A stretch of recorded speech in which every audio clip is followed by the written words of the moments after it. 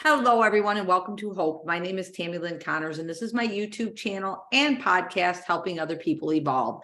Today, I am blessed to have James on here. How are you today? I am well, Tammy. So glad to be on your show. I appreciate it. So I met James, right? Jamie. Jamie. After I said James, I was like, wait, I think it's Jamie. My given name is James, but I've always been called Jamie. Oh, well, see, there we go then. Anyways, I met Jamie a couple weeks ago because I was interviewed on a podcast that he is a host of. So I said, Called hey, Sober Podcast.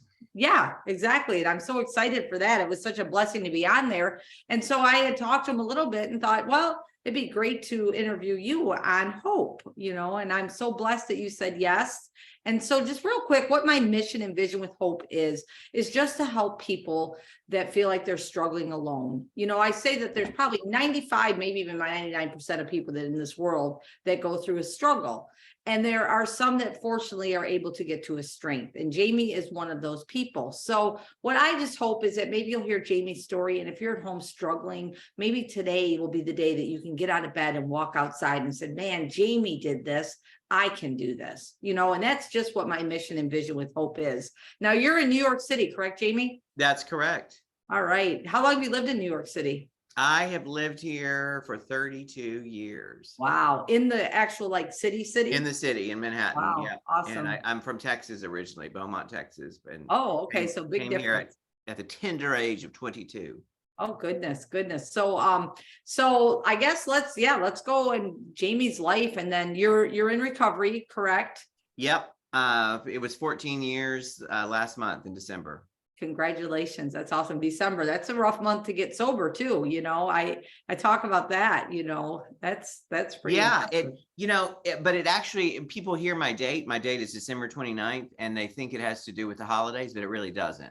Right. Right. Although it was because of the holidays that prevented me from drinking. Gotcha. So you moved to New York City at a young age of 22. I mean, that's young just to get up from Texas and come to New York. Yeah. What was the reason to go to the city? I like theater and I love the arts, and I was always growing up in Texas. I watched a lot of movies. My parents loved the theater and exposed me to that. And Houston was a nearby city, and I always loved going to the big city. And then I did some theater myself in school and college, and I spent a junior year abroad in London. And so I got a taste of what living in a big city with a lot of theater was like. And I had visited New York once when I was 14. Which December was the 40th anniversary of my first visit to New York, and saw a show every night. And I was like, immediately from that first day, I fell in love with New York. And I was like, oh my God, this is where I need to be. Mm-hmm. And so I'm also a writer, and so I came to New York to actually get into publishing. I went to college in Texas, and then I took a postgraduate course in book and magazine publishing at Radcliffe Harvard. Is a summer course, and with the intention of moving to New York and getting a job in publishing. And that's what I did. Okay, awesome. That's awesome. So with your drinking, did it start at a younger age? It started, well, I couldn't wait to drink. I probably wanted to start drinking when I was 5 because I loved what I saw at my parents' parties. They entertained a lot, and my father loved drinking, may have been an alcoholic. And I was one of those precocious children who I wasn't comfortable around kids of my own age. And I was just thought, why do I have to have childhood? Can't I just bypass this and be an adult? And to me, alcohol symbolized sophistication and the fast ticket to adulthood. So I wanted to drink. I couldn't wait to be an adult and be at a party and have a martini in one hand and a cigarette in the other. That was my idea of heaven. And I started drinking when I was 14, But when I was a kid, I had sips of my father's drinks, and, and they'd let me have champagne at a wedding, that kind of thing. I don't think I ever got drunk as a child, but 14 was when I started drinking in high school. in And high then by the school. time I was in my 20s, and I did always drink to get drunk.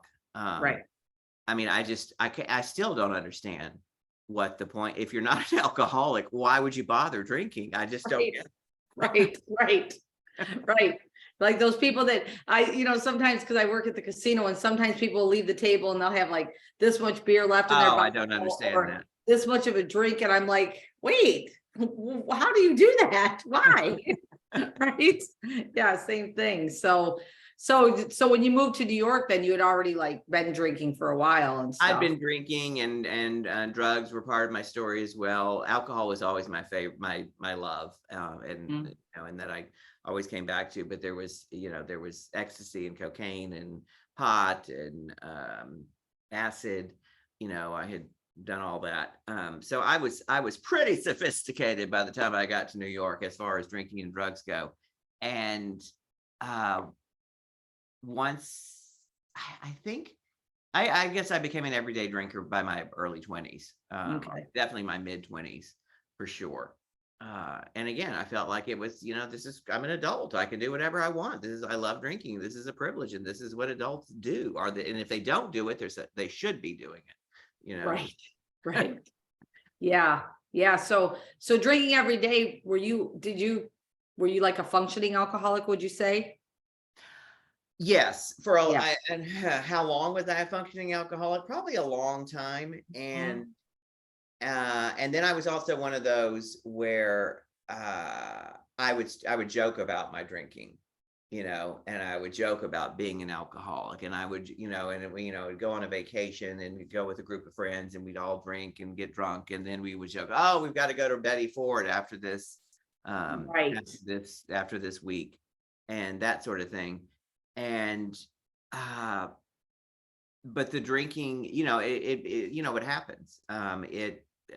It got out of control and it started to control me. And, I was, even though I thought jokingly and not, well, half jokingly called myself an alcoholic and half believed it, but I thought, so what? I like to drink, and it's about it. And for me, I'm not drinking to escape, and I'm not drinking over problems. I'm drinking to have fun. And Right. but the fun turned to fun with problems, turned to mostly problems and some fun, and then turned to all problems. And then I was drinking to escape, and then I was drinking over the drinking, and I was drinking over the problems caused by the drinking, and I was drinking over the problems, blah, and it was, Right. the vicious cycle. And um and I remember I tried to get sober when I was 34. I had my first bottom. Um I went out for drink. I went out for drinks after work, as I often did, and it was Mhm. supposed to be a couple of drinks, and then I was going to come home to my boyfriend. And a couple of drinks turned into several drinks, turned into trying to buy Coke or buying Coke at a bar, a seedy bar across town, and then getting rolled and having no money, and then showing up at home at 7 in the morning the next morning. And this had happened many times before. Mm. But this time I thought, I can't do this anymore. I'm sick and tired of this. And Mhm. rather than just going on, rather than sleeping off the day and then saying that I wasn't going to drink that night and then drinking that night and then just starting all over again, I called a sober, my former boss who had gotten sober, Okay. and I was working for him, and asked for help. And Mhm. he left his office. It was a work day, and he left his office and came to my apartment. And I was drinking a screwdriver and smoking. And I told him what happened, and that I needed help. And he said, "Well," he said, "today's a wash." He looked at my screwdriver and he said, "But do you think you cannot drink tomorrow?" Mm. And I said, "I'll try." And he said, "I'll take you to a meeting," because I knew about AA at that point. And a miracle of miracles, I didn't drink the next day, Hmm. and took me to a meeting. And I thought it was great. I thought it was wonderful. It was a speaker meeting, and I loved the speaker, and I loved everyone sharing the stories they shared. I've always loved the stories. Right. And funny, I'm a writer and a storyteller, so I guess Right. that's a no-brainer. And I couldn't wait to sit in that speaker chair. And I was like, when do Right. I get to tell? And of course, my thinking was on that first meeting was, I want to sit up there and I want to tell you how fabulous my drinking was. And I want to tell you exactly what I drank, what I like to drink and when I like to drink it and blah. Right. So there's a reason we don't get to sit in that chair until you're Right. 90 days. And, but so I thought AA was great, but I could not get the first step. Mm. And I didn't understand my life had become unmanageable bit. I didn't really listen to that or think about it and apply it to me. I just thought, oh, I need to stop drinking. And I was in the program for a few months and I'd get, 50 days or 20 days or 30 days and that kind of thing. And I would drink. And then the back to functioning alcoholic, I took a trip to Brazil and I thought, well, I can't not drink caipirinhas in their native country. And I'm going to have my fun and I'm going to drink and I'm going to do what I want to do. And then when I get back, I'm really going to get serious about getting sober. I came and I drank and I did Coke and I disappeared for a couple of days. And I almost had sex with a woman named Gladys who had red hair like my grandmother. And that should have been a bottom right there, but it was not me. I mean, she was perfectly lovely, but I'm gay and I never. Right. And so, and when I came back and I had a moment of what I thought was brutal honesty and acceptance. And I said, you know what?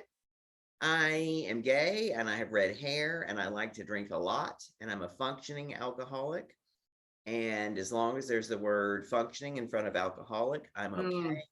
And, I listened to what those people said in those meetings and how, and if it gets as bad as it did for them, like if I start to get fired, if I start to kill myself, if I start to go to jail, then I'll come back.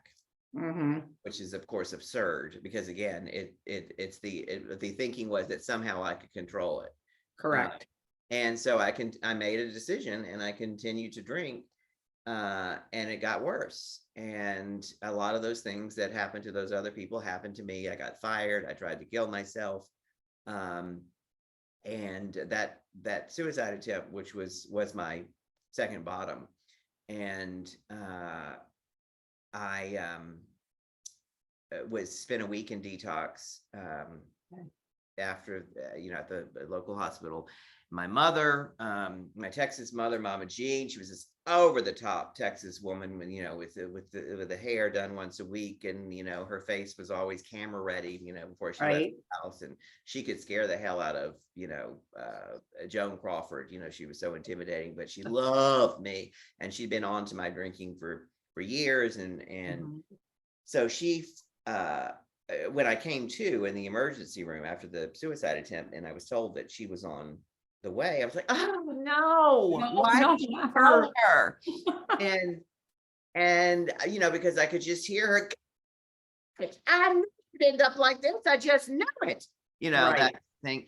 And I realized now that I was so afraid of her knowing this and coming up there because it meant that because if she didn't know, then I could sweep it under the rug and keep going, and talk everyone around me out of, like, oh, it's not that bad. I know, I'll cut back, I'll stop. But facing her meant I had to face myself and had to face the alcoholism. And so she came up and I agreed to go to rehab. And I went to rehab for 60 days and I went to this all male facility in Palm Springs.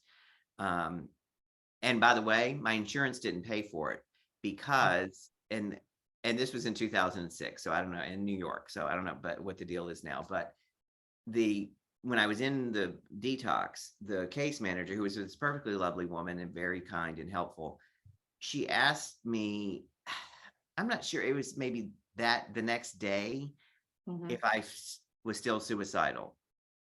And I said, no.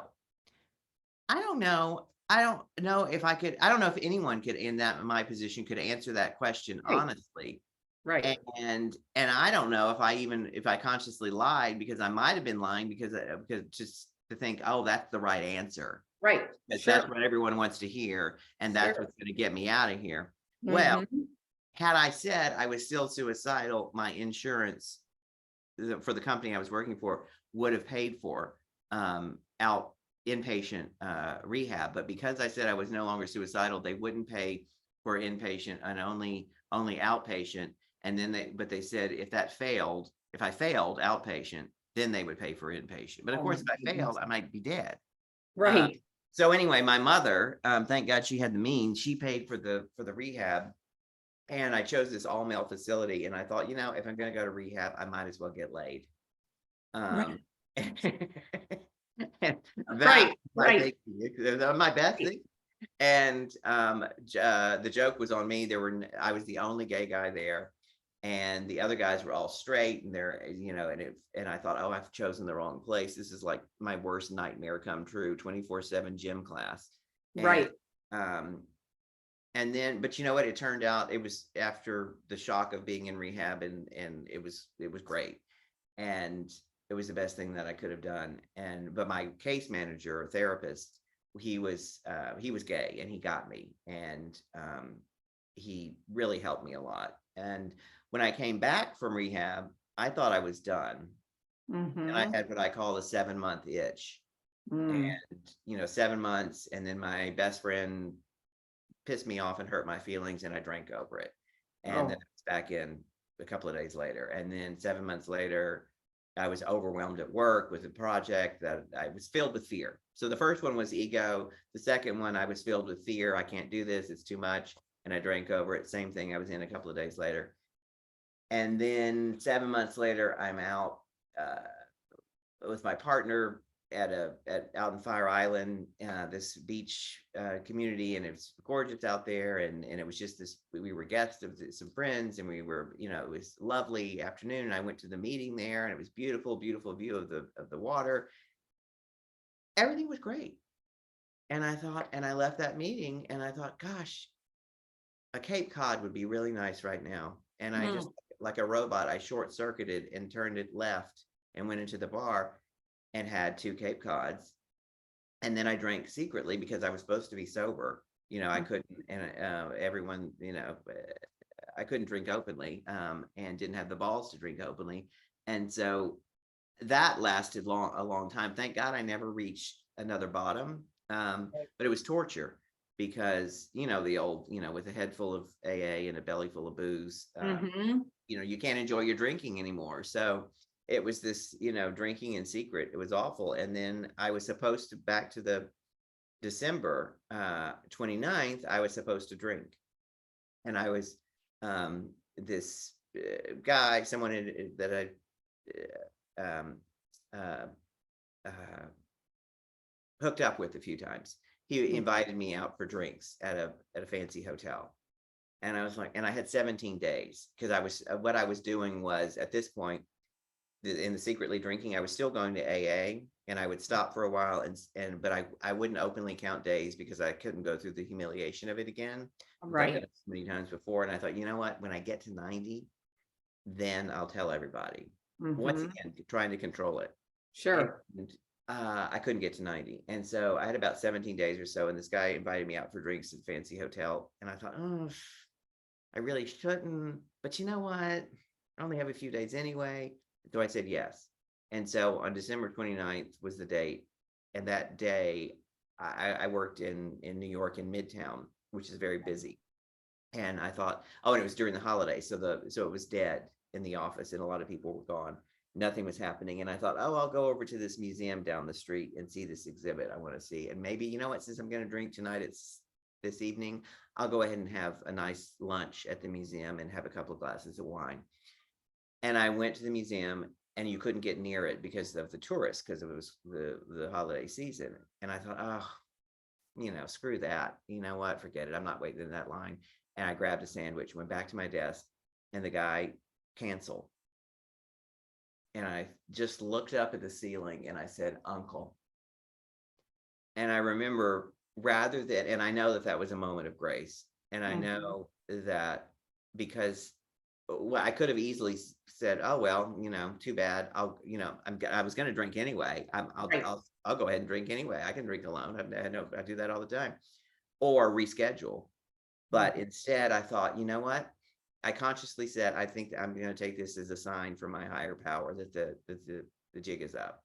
Mm. And then I went to a meeting the next, and I didn't drink that day. And I went to, and so that was my day one. And I went to a meeting the next day and said, it's day two back, and, you know, haven't had a drink since. So Wow. I think I Yeah. finally surrendered, Surrendered. Yeah. And I think that's the biggest part, and your story is definitely a story of hope because, there's so many people out there that I honestly have been very blessed that I've never relapsed. But I know so many people out there that have, and like you said, then, then you have that guilt of that relapse and then you don't want to tell anybody. So now you're at home drinking by yourself. You got A in your head. Alcohol in your belly, but your thoughts. And it's when you're talking right now, I've been talking a lot this week about, how much our mind, we either control our mind or our mind controls us. right. And, you get that one little thought in your head and you can build it up to whatever you want and make any scenario that you want, and like you said, like, oh, well, I only have this much time. I'm going to Brazil. Is that where you said? Yeah. Yeah. So of course you're going to drink in Brazil, right? Because Right. that's what you have to do there, and it's all that stinking thinking that they talk about, that we go through. It's just crazy that our mind can get that much control over us. But now here you are sober. How many years did you say again? I'm so sorry. 14. 14 years of you controlling your mind because I tell people like you don't walk outside, Jamie, and I don't walk outside and there's this bubble around us that says, okay, nothing's going to get in our way of our sobriety or our life, right? We don't have that. So now we have to learn to live life with tools that we use. Yeah, exactly. And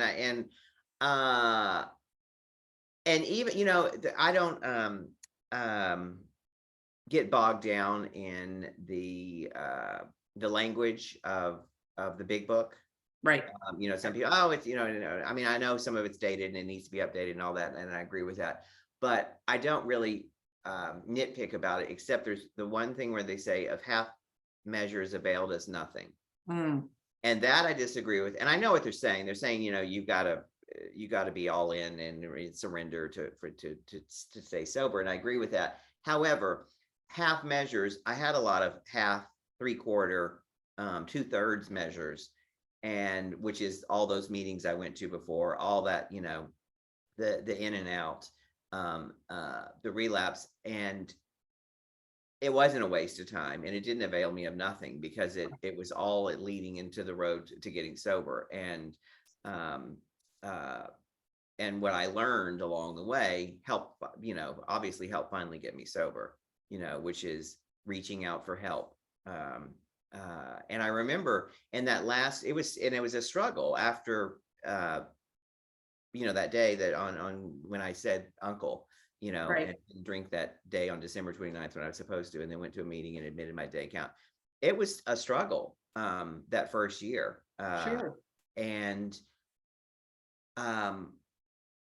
but I remember I finally started using the tools and using the hope that those tools come with. And I remember, and it's funny, I don't remember one night I wanted to drink, and I was, white knuckling it. And I was really, really wanted to drink.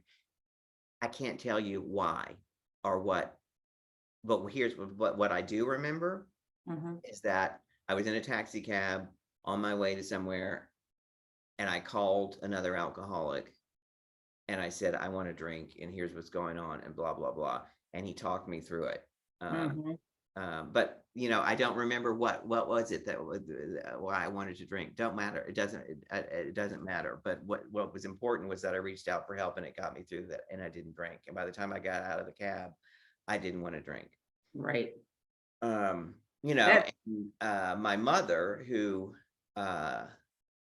helped get me sober with, and sending me to rehab and putting the bill. I never told her I relapsed, and then she lost her mind to a disease called Lewy body dementia, but before we had a diagnosis, we just knew that she'd lost her mind. And Right. And the first time I saw her, it was after I'd had the, after the December 29th epiphany. Okay. And so, she lost her mind, and I flew down to Texas to visit her for the first time. And so I had 7 months sober, and I was struggling, to get that, to get to a year. And I still didn't know if I had acquired the desire. I finally was starting to understand that you have to have the desire to stop drinking, not the need Right. to stop drinking. Yes. And so I saw her, and it was very upsetting. And I wasn't even sure if she knew me in the whole visit. She was in a geriatric facility. And then as I started to leave, I was just like turned away from her. I was like, Yeah. she doesn't even look like my mother. And, her, and she grabbed my arm, and I turned around, and she looked at me, and she looked like my mother. She was angry, and she said, "You've been drinking." And I said, "No, I haven't." And like I said, I was 7 months sober. And she said, "You better not be lying." I said, "I'm not lying." I said, "Remember, you took care of that. You don't have to worry anymore." And in that moment, I thought, who would blame me if I drank over my mother losing her mind? And then I said, you know what? There's another way to look at it. If you can't stay sober for yourself, do it for her. And I turned and I looked her in the eye, and I said, "You don't have to worry anymore." And she said, "Okay, but promise me, promise." I said, "I promise." And that was the last time. And that was just this one flash of her. It was the last time I saw her where she seemed like herself. And it floored me. And I thought, that was the last push I needed to keep me sober. And 5 months later, she died. And 5 months later, I got sober in the same month, or not got sober, Well, but no, you had been a year then. Yeah. I got a year. And of course, we all, I know that we have to stay sober for ourselves ultimately, because we have to want it for ourselves to stay sober for long time sobriety. And I do want it for myself. But that was, like I said, the last push of like, I'm going to do it for her. When you say that, Jamie, because they do say that, like, you're not going to get sober for anybody else. You got to get sober for yourself. But when I quit, it was kind of the same. Like, I watched my dad die from alcoholism at 34. He drowned in our bathtub. And I watched that whole process of him going, down the slopes of addiction. And when I was so sick and I weighed like 85 pounds and I was jaundiced and my eyes were yellow, I had pancreatitis, and I knew that if I didn't stop, it was going to end soon. And all I could think of was my 15-year-old son sitting in his bedroom and losing his mom, like I lost my dad. And that's why I quit. It was so he would never find me dead. That was my main reason at that point. And then now the sobriety is for me, but at that point, and sometimes it has to be that point, Right. I know that I tell people, you use whatever it takes. If you're going to a meeting because there's, someone you find attractive and that's what's getting you to the meeting, great. If you're going because you're trying to save your job, great. Because hopefully, ultimately, you're going to go for yourself. Exactly. Sober for yourself. Exactly. So, well, I appreciate you sharing your story with us. It was amazing. You have an amazing story. And I'm thankful and grateful and blessed that you're still here to share your story. That suicide attempt didn't work for a reason, and that's what I always say, when I'm sharing stories of struggles to strength, it's God gave us a story, whatever you believe, your God, higher power, whatever it is, they gave us a story to share with others, not to keep to ourselves. And, I appreciate you sharing and, now you're my new friend, just so you know, Jamie, and someday I hope to get to New York and visit. That will be awesome. I've never been there. So yeah. Yeah. And speaking of sharing, I share my, as I said, I'm a writer and a storyteller, and I wrote a memoir called Dangerous When Wet, a memoir of booze, sex, and my mother. And it's about my alcoholism and written through the prism of my relationship with my mother, Mama Jean. And you can get it on Amazon these days as an ebook or an audiobook narrated by me.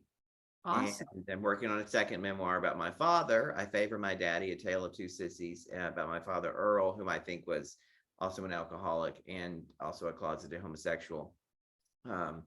So good stuff, but they're darkly funny and readers will love it. And then every day I share true stories. I share, and people seem to love what, just for the reason that you said about, I think we're here to share our stories, not keep them to ourselves. And I certainly share mine.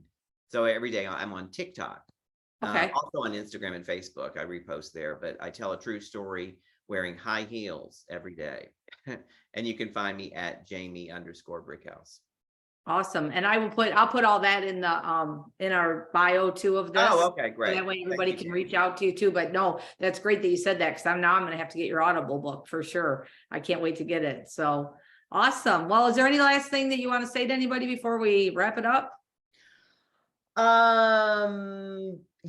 I was like a lot of us at the end, I was completely helpless, and a lot of us want to die. And I took that next step, in attempting suicide. And these days, since I've been sober, I have days where I'm down in the dumps, and sometimes a knee jerk of like, oh, I just want to kill myself. I still go to that, but I'm not hopeless anymore. Mhm. I've got hope through connection through Yeah. people like you, Tammy. So Awesome. I think as long as you stay connected, there's going to be hope in your lives. Yeah. I do want to emphasize a little bit on that too. When you said that you've picked up the phone and you called that guy, when you were ready, when you were wanting to drink. And I tell people all the time, it's so important to reach out to somebody, and a lot of times it's just us reaching out and sharing, like, I want to drink today. And you could be like, well, why? And then you could explain something. And then that just helped because you were able to talk about it. And I think that people Exactly. need to know that you can do that. And that's why connections are so important, and not to hibernate with yourself, because that's when it all will fall apart. So yeah. Great. Well, thank you for having me on, Tammy. Thank you. And you have a blessed day. And everybody, thank you for getting on Hope. Like I said, you're not struggling alone. I promise you, there's so many people out there that have struggled, but so many people that have gotten to a strength, just like Jamie. And so I hope that you hear the story today. And if you are that person that's at home struggling, that you can get up, walk outside, call somebody, get to a meeting or something. You guys all have a blessed day. And thank you so much for jumping on Hope. Bye, Tammy. Bye-bye. Thank you.